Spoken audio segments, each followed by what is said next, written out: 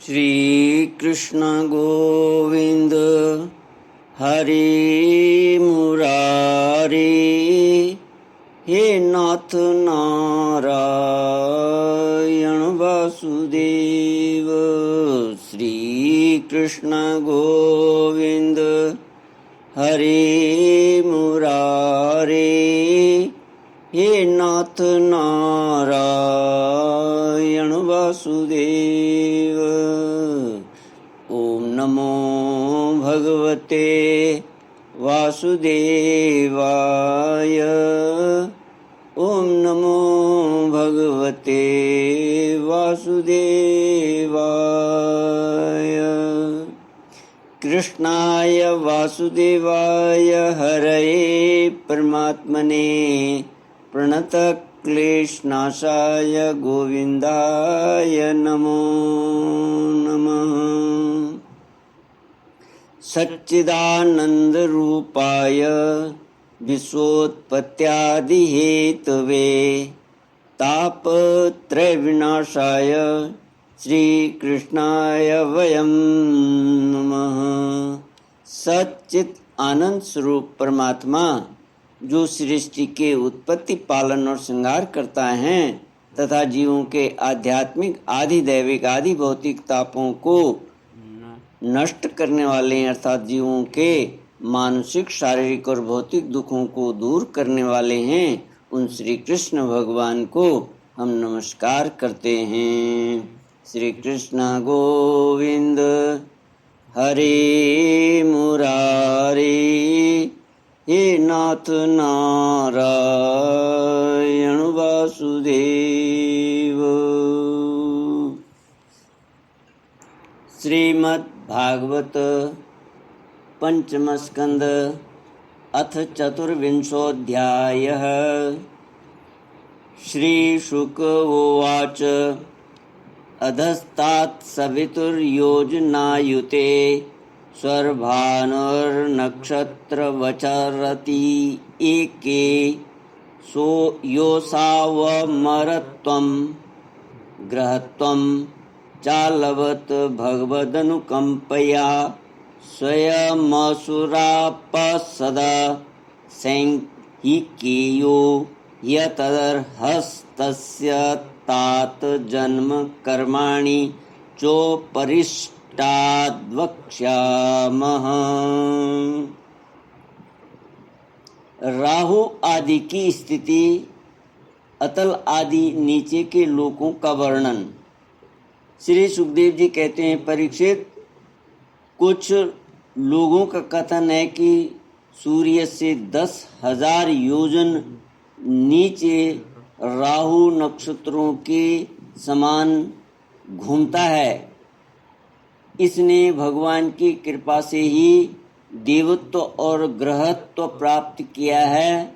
स्वयं यह सिंही का पुत्र असुराधम होने के कारण किसी प्रकार इस पद के योग्य नहीं है। इसके जन्म और कर्मों का हम आगे वर्णन करेंगे। सूर्य का जो यह अत्यंत तपता हुआ मंडल है, उसका विस्तार 10,000 योजन बतलाया जाता है। इसी प्रकार चंद्रमंडल का विस्तार 12,000 योजन है और राहु का 13,000 योजन। अमृतपान के समय राहु देवता के वेश में सूर्य और चंद्रमा के बीच में आकर बैठ गया था।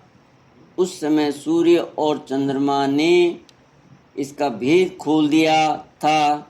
उस वैर को याद करके यह अमावस्या और पूर्णिमा के दिन उन पर आक्रमण करता है। यह देखकर भगवान ने सूर्य और चंद्रमा की रक्षा के लिए उन दोनों के पास अपने प्रिय आयुध सुदर्शन चक्र को नियुक्त कर दिया है। वह निरंतर घूमता रहता है, इसलिए राहु उसके असह्य तेज से उद्विग्न और चकित चित्त होकर मुहूर्त मात्र उनके सामने टिक कर फिर सहसा लौट आता है, उसकी उतनी देर उनके सामने ठहरने को ही लोग ग्रहण कहते हैं। राहु से 10,000 योजन नीचे सिद्ध, चारण और विद्याधर आदि के स्थान हैं। उनके नीचे यहाँ जहाँ तक वायु की गति है और बादल दिखाई देते हैं, अंतरिक्ष लोक है। यह यक्ष, राक्षस, पिशाच, प्रेत और भूतों का विहार स्थल है। उससे नीचे 100 योजन की दूरी पर यह पृथ्वी है, जहाँ तक हंस, गिद्ध, बाज और गरुड़ आदि प्रधान प्रधान पक्षी उड़ सकते हैं, वहीं तक इसकी सीमा है। पृथ्वी के विस्तार और स्थिति आदि का वर्णन तो हो ही चुका है। इसके भी नीचे अतल, वितल, सुतल, तलातल, महातल, रसातल और पाताल नाम के 7 भूविवर भूगर्भ स्थित बिल या लोक हैं। ये एक के नीचे एक 10,000 योजन की दूरी पर स्थित हैं और इनमें से प्रत्येक की लंबाई चौड़ाई भी 10-10 हजार योजन ही है। ये भूमि के बिल भी एक प्रकार के स्वर्ग ही हैं। इनमें स्वर्ग से भी अधिक विषय भोग, ऐश्वर्य, आनंद, संतान सुख और धन संपत्ति है। यहाँ के वैभवपूर्ण भवन, उद्यान और क्रीड़ा स्थलों में दैत्य, मानव और नाग तरह तरह की मायामयी क्रीड़ाएं करते हुए निवास करते हैं। वे सब गार्हस्थ्य धर्म का पालन करने वाले हैं। उनके स्त्री, पुत्र, बंधु बांधव और सेवक लोग उनसे बड़ा प्रेम रखते हैं और सदा प्रसन्न चित्त रहते हैं। उनके भोगों में बाधा डालने की इंद्र आदि में भी सामर्थ्य नहीं है। महाराज, इन बिलों में मायावी मय दानव की बनाई हुई अनेकों पुरियां शोभा से जगमगा रही हैं, जो अनेक जाति की सुंदर सुंदर श्रेष्ठ मणियों से रचे हुए चित्र विचित्र भवन, परकोटे, नगर द्वार, सभा भवन, मंदिर, बड़े बड़े आंगन और गृहों से सुशोभित हैं तथा जिनकी कृत्रिम भूमियों फर्शों पर नाग और असुरों के जोड़े एवं कबूतर, तोता और मैना आदि पक्षी किलोल करते रहते हैं। ऐसे पातालाधिपतियों के भव्य भवन उन पुरियों की शोभा बढ़ाते हैं। वहाँ के बगीचे भी अपनी शोभा से देवलोक के उद्यानों की शोभा को मात करते हैं। उनमें अनेकों वृक्ष हैं, जिनकी सुंदर डालियाँ फल फूलों के गुच्छों और कोमल कोंपलों के भार से झुकी रहती हैं तथा उन्हें तरह तरह की लताओं ने अपने अंग पास से बांध रखा है। वहाँ जो निर्मल जल से भरे हुए अनेकों जलाशय हैं, उनमें विविध विहंगों के जोड़े विलास करते रहते हैं। इन वृक्षों और जलाशयों की सुषमा से वे उद्यान बड़ी शोभा पा रहे हैं। उन जलाशयों में रहने वाली मछलियाँ जब खिलवाड़ करती हुई उछलती हैं, तब उनका जल हिल उठता है। साथ ही जल के ऊपर उगे हुए कमल, कुमुद, कुवलय, कलहार, नील कमल, लाल कमल और शतपत्र कमल आदि के समुदाय भी हिलने लगते हैं।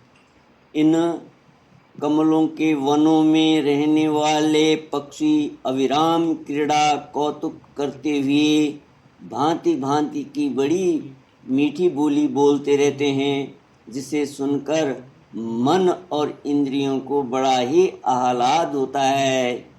उस समय समस्त इंद्रियों में उत्सव सा छा जाता है।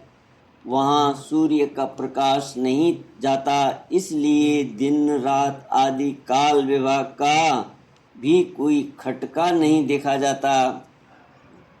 वहाँ के संपूर्ण अंधकार को बड़े बड़े नागों के मस्तकों की मणियाँ ही दूर करती हैं। इन लोकों के निवासी जन औषधि, रस, रसायन, अन्न, पान और स्नान आदि का सेवन करते हैं। वे सभी पदार्थ दिव्य होते हैं।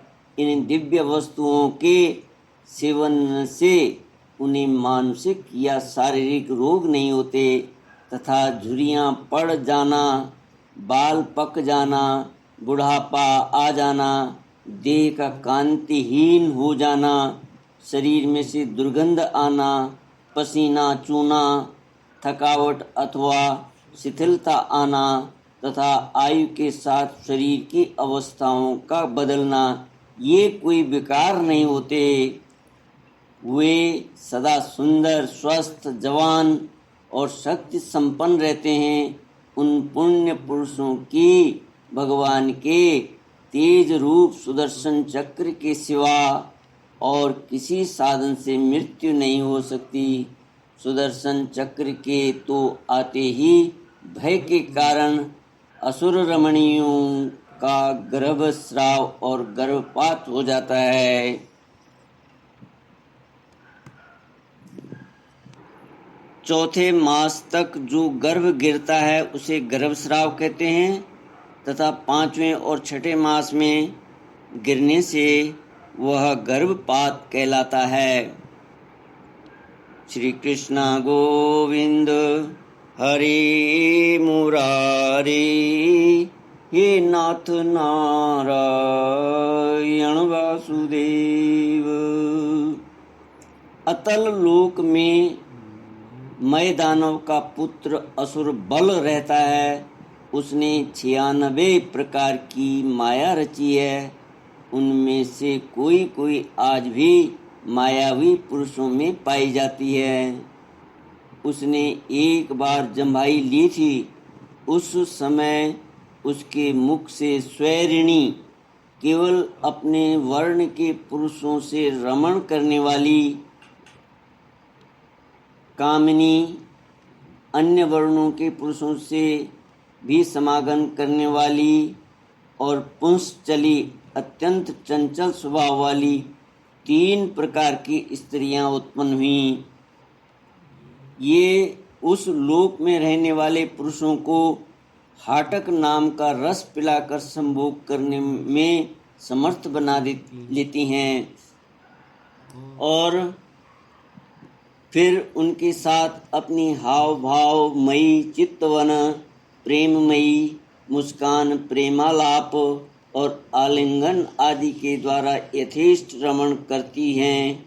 उस हाटक रस को पीकर मनुष्य मंदांध सा हो जाता है और अपने को 10,000 हाथियों के समान बलवान समझकर मैं ईश्वर हूँ, मैं सिद्ध हूँ, इस प्रकार बढ़ बढ़ कर बातें करने लगता है। श्री कृष्ण गोविंद हरि मुरारी, हे नाथ नारायण वासुदेव। ओम पूर्णमद पूर्णमिदं पूर्णात् पूर्णमुदच्यते पूर्णस्य पूर्णमादाय पूर्णमेवावशिष्यते। ओम शांति शांति शांति। हरि ओम श्री गुरुभ्यो नमः। हरि ओम।